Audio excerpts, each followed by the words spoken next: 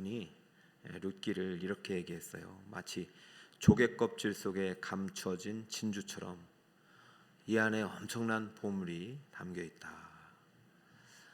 아마 이제 사경회 때 제가 룻기를 여러분에게 처음으로 소개한 것이 벌써 5년이 다 돼가고 있습니다. 2020년도에 했으니까 4년 정도 됐죠. 그리고 작년에 우리 또 부목사님께서 또 자세히 또 룻기를 소개해 드렸는데, 다시 이제 성령 축제에 여러분을 이제 이 룻기와 함께 또 은혜를 나누고자 하는 것은, 지난 우리 작년 말에 기업 물을 자에 대해서 배웠는데, 이 룻기가 이 기업 물을 자의 복이 어떻게 우리들에게 임하는지 아주 잘 샘플을 보여주기 때문이에요. 여러분, 기업 물을 자의 복이 우리 성도 여러분에게 임하길 축복합니다. 잊지 마세요.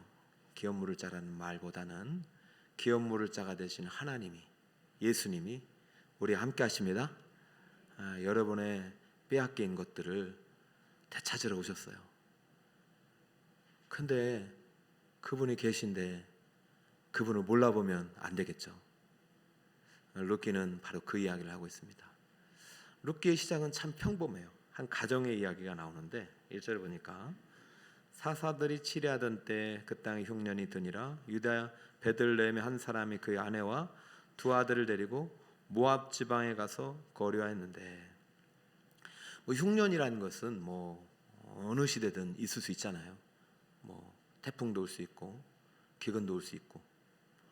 그래서 흉년이 원인이 되었겠지만 유다 베들레헴 사람이 참 한 단란한 가정입니다.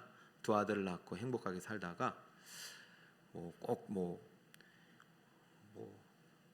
이사한 이유는 정확하지 않아요. 흉년이 그냥 동기가 돼서 모압 지방에 가서 이제 살게 되었다라는 이야기를 이제 시작하면서 2절에는 또 자세히 이 가정의 이름들이 또 나오죠. 한 남자의 이름은 엘리멜렉이고 아내는 나옴이고 두 아들은 말론과 기련이다. 그런데 2절에 보니까 무언가 1절과 반복되는 단어가 두 개가 나와요. 1절 끝에도 모압 지방에 두 아들을 데리고 가족을 데리고 거류했는데 2절 끝에도 그들이 어느 지방에 들어가 살고 있다고 그래요? 모압 지방.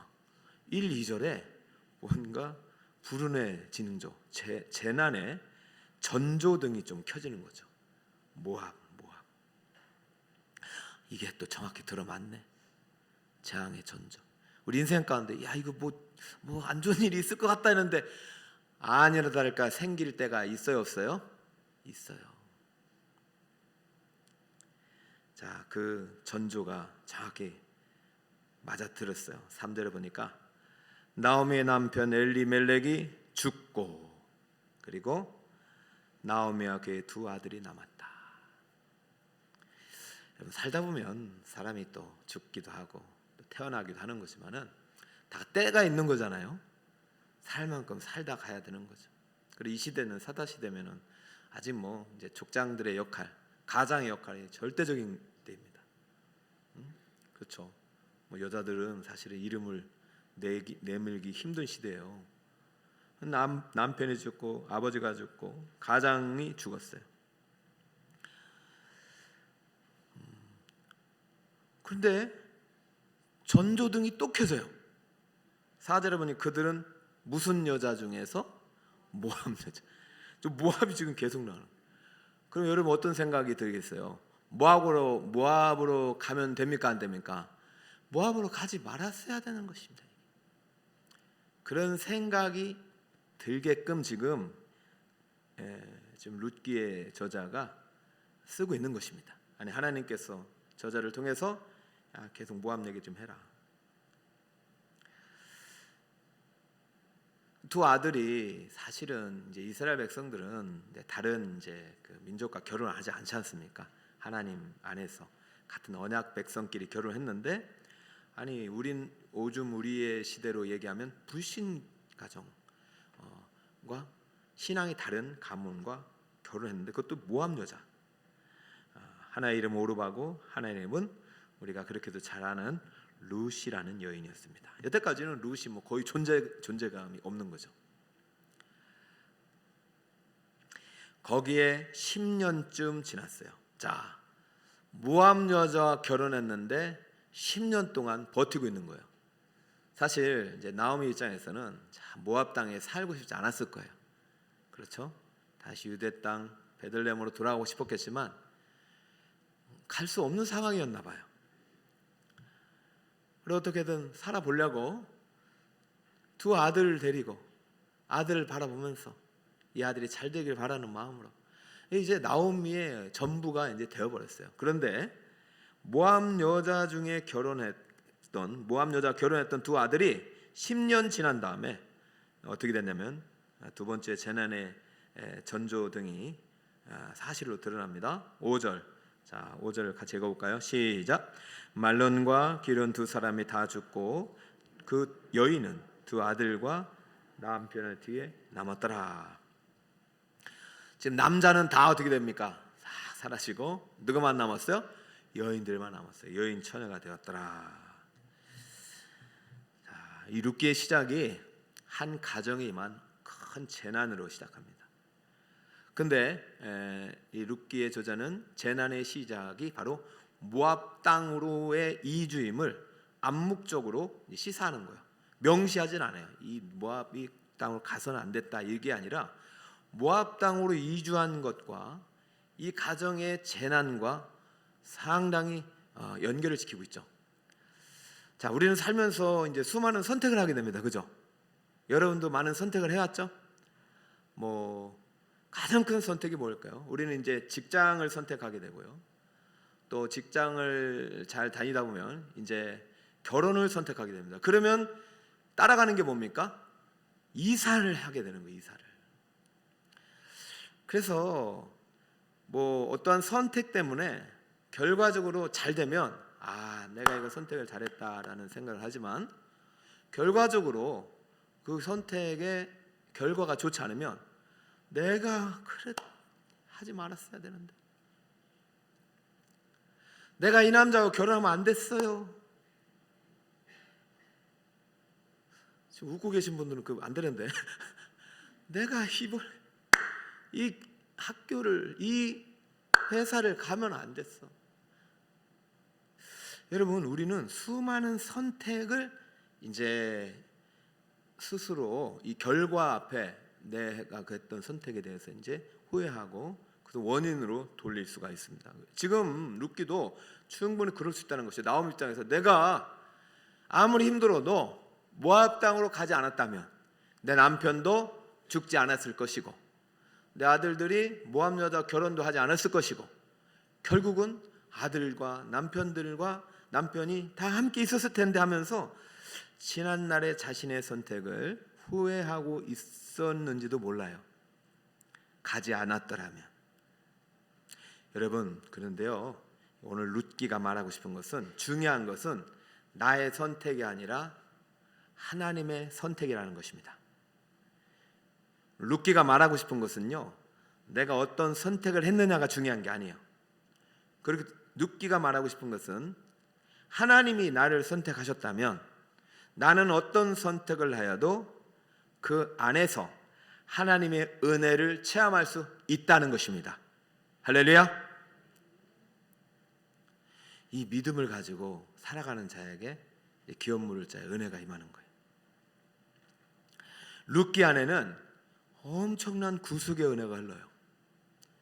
가을이란 단어, 고엘이란 단어, 이 가을 고엘을 변형한 단어들이 룻기에 상당히 많아요. 이 4장인데요, 사실 이사야와 맞먹어요. 가장 많이 나오는 게 이사야입니다. 이사야가 이 구속의 단어가 가장 많이 나오고, 그리고 많이 나오는 것이 룻기예요. 레이기, 룻기, 이사야.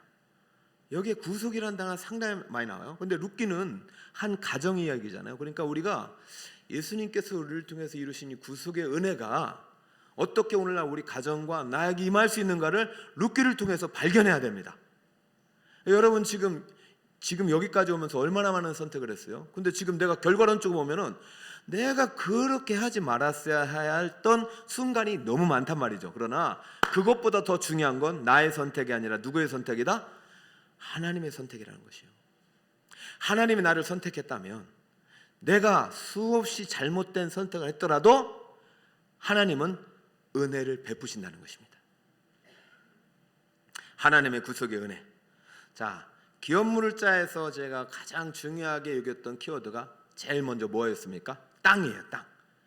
땅을 빼앗기면서 나그네가 됩니다. 그러면서 가난이 오는 거예요. 자, 이 세 가지를 해결해 주시는 분이 기업물자라는 제도예요. 자, 그러면 이 룻기도 마찬가지예요. 룻기의 시작이 어느 가정 이야기지만 가정의 땅 이야기로부터 갑니다. 1절 보세요. 사사들이 치리하던 때 무엇이 그 땅에 흉년이 맙니다. 그죠? 그 땅에 흉년이 임하니까 그 땅에 사는 사람들이 그 땅을 제대로 경작할 수 있다 없다? 없다. 소득이 발생하지 않는다. 그러므로 이 땅을 팔거나 아니면 경제적인 문제를 해결하기 위해서 이 땅의 기능을 다른 용도로 활용할 수밖에 없는 상황이에요. 임대를 주고 떠나야 되든가. 지금 이 가정에 이 땅으로 인해서 이득이 생기는 것이 아니라 땅으로 인해서 계속 어려움이 임하는 거죠. 왜? 땅에 지금 흉년이 임하니까. 흉년은 대부분이 볼 때는 이 구약에서의 흉년은 하나님의 심판과 징계의 성격이 강합니다. 지금 무슨 시대라고 그래요? 사사시대. 그러니까 이 가정이 뭘 잘못했다 그런 얘기보다도 사회적인 악이 한 가정에 영향을 미쳐. 가정이 열심히 믿음으로 살려고 해도 사회적인 악이 개인의 선을 눌러버려요. 지금 이 시대의 악이 우리 개인의 공동체와 기업을 억누르고 있잖아요.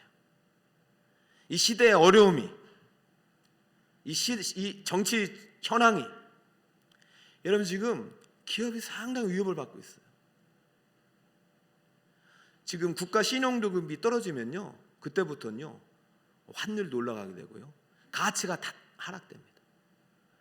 여러분 지금 아주 기로에 서 있어요. 지금 어쩌면 우리 북서울 꿈의 교회가 이것을 깨닫고 있는 이 시간이 하나님의 은혜입니다. 오늘 간절히 하나님의 은혜를 구해야 돼. 아니 우리가 잘 신앙생활 하려고 해도 우리 작년 결산을 보세요. 우리 성도들의 기업의 그다음에 직장의 현실이 경제적으로 어려움이 왔잖아요. 그럼 여러분들 신앙생활 작년보다 못했어요? 재작년보다 못해서 그렇지 않잖아요. 흉년이 임한 것은 시대의 악과 연결이 돼요. 지금 이 사사시대의 한 가정이 영향을 받고 있어요. 그래서 모압 지방으로 갈 수밖에 없는 것입니다. 물론 모압 땅으로 가면 안 되는 거였어요. 물론 신명기에 보면은 모압과 암몬의 그 사람들은 총회로 들이지도 말라 그랬어요. 왜냐하면 하나님께서 이 출애굽을 할 때 자기 백성들, 이스라엘 백성을 괴롭혔기 때문에 얘네들은 총회도 못 들어오게 해라. 교리 금지했는데 그럴 수밖에 없는 거예요.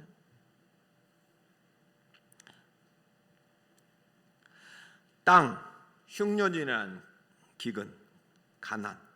그래서 어떻게 되냐면은 1절 다시 한번 보여주세요. 모압 지방에 가서 뭘 하였다고 썼냐면 1절을 끝에 보면은 거류하였는데, 이 거류자가 되었다는 것이 레위기 25장 25절 여러분 기억하십니까? 25장 25절 그때 그렇게 나오잖아요. 나그네가 되었다고 그러잖아요. 그죠? 여러분 지금 이것이 나그네 인생이 돼버렸어요. 땅을 소유하지 못하고 땅을 떠나서 유리하는 인생. 그러면 이 시대, 이때 필요한 사람이 누구냐면 기업물자가 필요한 거죠. 기업물자가. 흉년이 땅을 빼앗아 갔어요. 흉년이 행복을 빼앗아 갔어요. 근데 흉년의 원인은 하나님으로부터 왔어요. 아니 하나님께서 이 백성의 사사시대의 영적인 어떤 그 타락으로 인한 하나님의 심판의 결과, 징계의 결과이기도 해요. 그런데 그것이 모든 공동체에 미치고 있어요. 그러면 모든 사사시대에 정말로 은혜 없이 모두 이렇게 벌만 받느냐? 아니란 말이죠. 이 진흙 속에서도 빛나는 진주가 있듯이, 조개 속에 품고 있었던 그 진주가 있듯이 지금 사사시대에서도 하나님의 은혜를 누린 가정이 있으니 바로 룻이다 하는 얘기를 하고 있어요. 자, 그러면 우리가 1절부터 볼 때 모압이란 땅을 보기 전에 우리가 1절에서 어떻게 하나님의 구원의 전조를 볼 수 있느냐. 자, 룻기는 재앙의 시작이 아니라 하나님의 구원의 시작임을, 하나님의 회복의 시작임을 보여주는 단서가 바로 1절에 또 나옵니다. 자, 1절을 다시 원어와 함께 읽어볼게요. 1장 1절. 사사들이 치리하던 때 그 땅에 무엇이 들었다? 흉년이 들었다. 자, 우리는 지금 한글 번역을 읽기 때문에 그렇구나 하지만 요거를 이제 그 히브리어로 쓴 글을 보면은 뒤에 보면은 히브리어가 바예라바 바 에레츠라고 그래요. 우리가 에레츠란 땅을 많이 우리가 이제 기업 물을 때 자를 연구할 때 배웠는데 저렇게 똑같이 생긴 글자의 세 단어가 이거를 읽는 독자들은 어디서 많이 본 단어냐? 어디서 봤을까? 찾아보니까 창세기 12장 10절이 나오네. 자, 읽어볼까요? 시작. 그 땅에 기근이 들었으므로 아브라함이 애굽에 거류하려고 그리로 내려갔으니 이는 그 땅에 기근이 한글로는 조금 차이가 있는데 히브리어가 똑같아. 룻기를 읽으면서 룻기의 아내 누구 이야기가 지금 시작되는 것처럼 보여요? 아브라함 이야기가 시작. 아브라함이 저주받고 아브라함이 불행하게 사는 사람이요 축복의 대명사예요? 다시 묻습니다. 아브라함이 축복의 대명사예요? 저주의 대명사예요? 아브라함에서 무슨 우리가 불행의 재난의 전도가 왜 벌어요? 자, 이렇게 해도요. 보세요. 똑같아. 그 땅에 무엇이 들었어요? 기근이 들어서 아브라함이 모압이 아니라 어디로 갔어요? 애굽으로. 애굽은 더 나빠요. 모압도 나쁘지만 애굽으로 가면 더 안 되죠. 그렇잖아요. 여러분, 우리의 선택보다도 더 중요한 게 누구의 선택이다? 하나님의 선택이. 하나님의 선택받고 믿음 생활 시작한 아브라함이 초창기에는 잘못된 선택을 했다는 것입니다. 그러나 아브라함은 누가 선택했어요?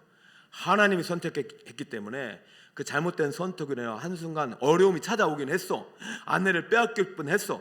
근데 누가 개입했어요? 기업 물을 자 대신 고엘 대신 하나님이 개입했잖아요. 그래서 빼앗길 뻔한 아내를 누가 되찾아왔냐면 하나님이 되찾아오셨잖아요. 그 이야기가 계속 나와요. 조카 롯도 빼앗겼다가 다시 되찾아오잖아요. 그러면서 이제 룻기의 이야기 속에서 하나님의 은혜를 읽기 시작합니다. 이게 독자들은 아마 나오미와 룻은 아직은 몰랐죠. 끝나고 나서 보니까 아브라함 이야기가 이제 보이는 거예요. 여러분도 한참 고생길 지나고 나니까 성경 말씀이 읽힐 때가 보여 있어요. 이야, 이게 이래서 이랬구나. 고난당한 것이 내게 유익이구나. 이런 내가 하나님이 성경 말씀이 보이네. 이럴 때가 있다 없다? 있다. 그러니까 지금 고난당한다고 너무 낙심하지 마세요. 아브라함은 저주의 대명사가 아니라 축복의 대명사예요. 우리 청년들도 대학교 한번 낙심했다고 낙방했다고 절대 실망하지 말고, 회사 잘못 안 됐다고 절대 낙심하지 말고, 하나님이 여러분의 선택했다면 가장 좋은 길을 인도하고 있음을 믿으시기 바랍니다. 그거 아무것도 아니더라야. 아이고, 지나고 나 보니까 20살 때 그 대학은 아무것도 아니더라고. 그렇죠, 여러분? 더 중요한 게 많아요. 아니, 아브라함은 축복의 대명사요. 그래도 실수했다니까요. 근데 하나님이 그를 돌이켰어요. 자, 그런데 또 축복의 대명사 있죠. 아브라함의 아들 이삭은 얼마나 큰 축복의 대명사입니까? 그 번제단에 제물로 자신을 드렸잖아요. 아버지가 드릴 때 순종했던 아들이잖아요. 순종의 아이콘. 그 아들의 이야기에 또 이 룻기가 나온다니까요. 자, 창세기 26장 1절 읽어볼까요? 시작. 아브라함 때 첫 흉년이 들었더니 그 땅에 또 흉년이 들매 이삭이 어디로 가서 그랄로 가서 블레셋 왕 아비멜렉에게 이르렀더니. 그랄도 가면 안 되죠. 끝까지 버텨야죠. 그죠? 여기도 그 땅에 흉년이 들매 똑같은 단어를 쓰고 있어요. 바예라바 바에레츠. 아브라함, 이삭, 야곱의 이야기는요. 바로 우리가 얼마든지 하나님 앞에서 실수하고 넘어지고 잘못된 선택을 할 수 있어도 그럼에도 불구하고 하나님 우리의 인생을 회복시켜준 이야기구나. 그렇기 때문에 하나님이 선택한 엘리멜렉, 하나님이 선택한 나오미의 가정에 이런 큰 재앙이 잘못된 우리의 선택을 인해서 미쳤을지라도 속히 하나님의 말씀 앞으로 하나님의 구속의 은혜를 믿고 하나님을 바라보고 모든 시선을 하나님께 돌린다면은 하나님의 구원의 은혜를 경험할 수 있겠구나. 할렐루야. 하나님의 구속의 은혜가 담긴 드라마가 룻기입니다. 한 개인의 가정에만 재난의 스토리가 아니에요. 최근에 재난 영화가 나오잖아요. 여러분 소방관 보셨어요? 제목이 소방관인지 기억이 안 나네. 청년들 봤나요? 제목이 뭐였죠? 그 홍제동의 화재 사건 때문에 일어났던 그 소방관이라는 영화는 여러분 참 기독교인 작가가 쓴 것 같아요. 꼭 보세요. 시간 될 때. 그 홍제동의 사건이 한 아들의 죄로 인해서 그 어머니의 그 보험금을 타려고 그냥 건물에 불을 지른 그 사건. 그런데 그것 때문에 결국 그 소방관 6명이 죽은 이야기입니다. 근데 이 소방관이 마지막까지 왜 죽었느냐? 마지막까지 한 영혼을, 한 사람을 불기둥에서 건져내려고 들어갔다가 죽은 거예요. 저 그걸 보면서 얼마나 제가 부끄러운지, 내가 정말 한 영혼이 저 지옥불에서 다 죽을 영혼을 어떻게든 들어가서 건져낼 심정으로 내가 설교를 하고 있는가, 전도를 하고 있는가, 이런 간절함이 있어요. 여러분, 재앙을 해서 죽을 수밖에 없는 우리 인생들, 룻처럼 이렇게 남편 죽고 아들이 죽고 고방기 이 재앙이 또 나오미와 또 오르바와 룻에게 임할 수밖에 없는 그런 인생 속에서 하나님의 기업물을 짜 되신 하나님이 강림하신 사건이 바로 룻기란 말이죠. 조금만 더 빨리 오셨으면 좋겠는데 그것은 우리가 할 수 없는 거예요. 그럼 또 우리 하나님 입장에서 그렇지, 10년이나 왜 거기 있었냐 이렇게 말할 수 있지만, 여러분 자꾸 인간적인 관점에서 우리의 재앙의 원인을 찾으면요 끝이 없어요. 모압으로 가지 말고 10년 동안 있지 말고 빨리 돌아왔으면 덜 죽었지, 이런 말 하지 마요. 그게 참 이 가정에게, 우리에게 임한 재난과 고난은요 해석할 수가 없습니다. 우리가 할 수 있는 것은 그럼에도 불구하고 그 안에 하나님께서 우리를 구속의 은혜를 베푸시고 어떤 선택에도 불구하고 하나님 우리 돌보시다는 그 믿음이 여러분 안에 있길 축복합니다. 우리 조혜련 그 코미디언이 우리 교회 왔었잖아요. 김지선 이렇게 코미디언도 있는데 두 분이 그렇게 믿음이 좋아요. 두 분이 이제 대담하는 이런 이야기를 봤는데 참 어렵게 살더라고요. 근데 그분들도 열심히 살았지만 열심히 살아도 끝은요 재앙이더래요. 끝은 열심히 살아도 언젠가는 그 끝에는요 허무만 있더래요. 근데 그들이요 누구를 만나냐면 그 인생 가운데 하나님이 찾아오시고 하나님 그들을 선택하셔서 하나님을 만납니다. 그러니까 인생의 목표가 달라져요. 이 땅을 위한 삶이 아니라 어디를 위한 삶? 하늘나라를 위한 삶이 됩니다. 완전히 삶의 질이 달라져요. 똑같이 열심히 해도 행복이 있고 똑같이 나쁜 결과가 있어도 불행하지 않고 걱정 근심보다는 새로운 희망 안에 살고, 그러면서 이 두 분 이런 말을 하더라고요. 자신들이 살아보니까 성공과 실패 이분법적 인생이 없더라. 우리 하나님 안에서는 성공과 실패, 좋은 일 나쁜 일이 아니라 성공과 과정만 있더라. 성공과 뭐만 있더라? 과정만 있더라. 내가 모학 가서 실패한 게 아니다. 내 10년 동안 있어서 잘못된 게 아니라 그냥 그러한 내가 인생을 살아가면서 더 좋은 길로 가기 위한 하나님의 은혜를 누리기 위한 과정 속에 있었구나. 할렐루야. 여러분 지금 하나님의 승리와 행복으로 가는, 천국으로 가는 과정에 있음을 믿으시기 바랍니다. 나는 실수해도 하나님은 실수하지 않습니다. 그래서 또 이렇게 인상적인 말을 하더라고요. 하나님 우리를 상품으로 만들지 않는데, 상품은 가격이 매겨져요 안 매겨져요? 매겨져요. 상품 이건 얼마짜리, 이건 얼마짜리, 상품은 가격이 매겨져요. 근데요 하나님 우리를 상품이 아니라 작품으로 만드신대요. 여러분 작품은 가격이 있습니까 없습니까? 없어요. 여러분 지난번에 제가 미술 작품 보여줬잖아요. 그건요 수조 원을 줘도 안 팔아요. 하나님 우리를 작품으로 만든대요. 여러분 한 사람 한 사람 작품으로 만들었다는 사실을 믿으시기 바랍니다. 여러분하고 똑같이 생긴 사람이 있다 없다? 없다. 세상에 60억 인구, 80억 인구주에 나밖에 없다. 할렐루야. 나는 진짜 가치 있는 존재다. 그러니까 하나님께 나를 사시려고 자기 생명을 주고 사셨잖아요. 그만큼 가치 있는 존재라는 사실을 믿으시길 바랍니다. 저는 이제 이 기업물을 자의 복이 우리 북서울 꿈에게 올 한해 가득 임할 줄 믿습니다. 오늘 제목이 뭐냐면은 위대한 회복의 시작입니다. 따라할 거예요. 위대한 회복의 시작. 내가 5년 전에 사경회 하고 내가 우리 부목사님 할 때도 참 은혜를 받았어요. 목사님 항상 설교하기 전에 저랑 같이 기도하고 하는데 제가 참 그 설교 들으면 그러면서 은혜 받으면서 또 기업물을 하면서 한 번 더 이제는 이 이야기가 객관화되지 말고 내 이야기가 됐으면 좋겠다. 할렐루야. 이 이야기 속에서 주인공이 여러분 되길 축복합니다.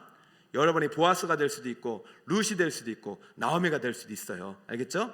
다시 한번 위대한 회복의 시작이 2025년 하나님과 함께 기업물을 짜 되신 예수님과 함께 우리 북서울 꿈에게 성도 여러분과 함께 하기를 예수 그리스도의 이름으로 축복합니다. 아멘. 자, 우리 찬양하고 기도를 하겠습니다.